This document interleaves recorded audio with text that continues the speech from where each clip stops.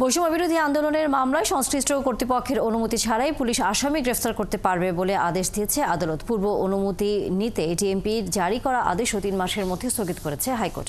একই সাথে রুলও জারি করেছে হাইকোর্ট। রুলে 9 এপ্রিলের অফিস আদেশ কেন আইন বহির্ভূত ঘোষণা করা হবে না তাও জানতে চাওয়া হয়েছে।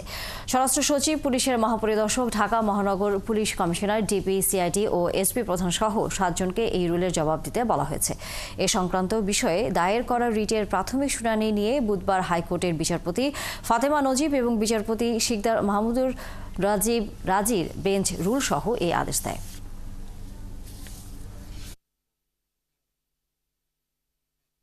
সৈকত মেজর সিনহা হত্যা মামলার শুনানি এখন কোন পর্যায়ে রয়েছে এবং আমরা জানি যে বৈষম্য বিরোধী আন্দোলনের মামলায় অনুমতি ছাড়াই পুলিশ আসামি গ্রেফতার করতে পারবে এমন আদেশ দিয়েছে আদালত। সে বিষয়ে বিস্তারিত জানাবেন।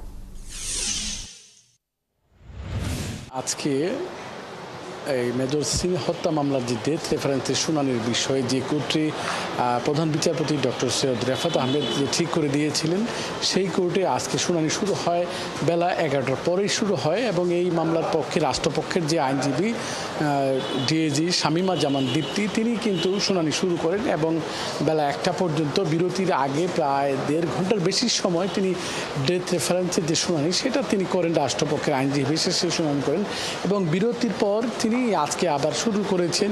যেহেতু অগ্রাধিকারের ভিত্তিতে প্রধান বিচারপতিতে এই মামলার শুনানির নির্দেশনা দিয়েছেন, আজকে শুনানির প্রথম দিন শুনানি করছেন এবং যেহেতু রাষ্ট্রপক্ষের এই 2 জনের যে মৃত্যুদণ্ডের অনুমোদনের চেয়ে আবেদন করেছিলেন ওসি প্রদীপ, বরখাস্তকৃত ওসি প্রদীপ এবং আরেকজন পরিদর্শক লিয়াকত সরকার, তাদের 2 জনের বিরুদ্ধে যে মৃত্যুদণ্ড কার্যকরের বিষয় শুনে এবং তাদের পক্ষেরও আইনজীবী শুনানি করবেন।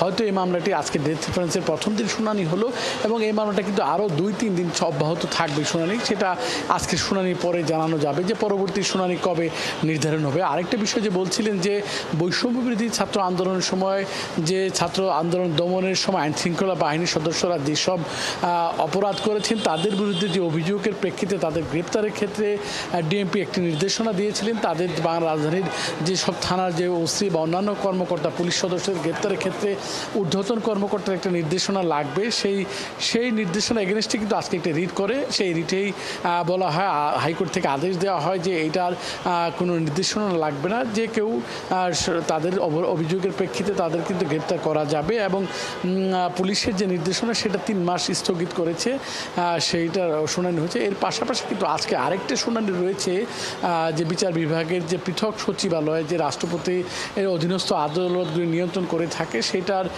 বিষয়ে কি সিদ্ধান্ত হবে সেই বিষয়ে একটা রিটের শুনানি আছে, সেটার শুনানি হবে। সব মিলিয়ে তা নিয়ে এখন পর্যন্ত এই হচ্ছে আদালতের সর্বশেষ খবর। ধন্যবাদ সৈকত সাদিক। নিশ্চয়ই ফিরবো আমরা আবার আপনার কাছে। দর্শক সহকর্মী সৈকত সাদিক ছিলেন এতক্ষণ।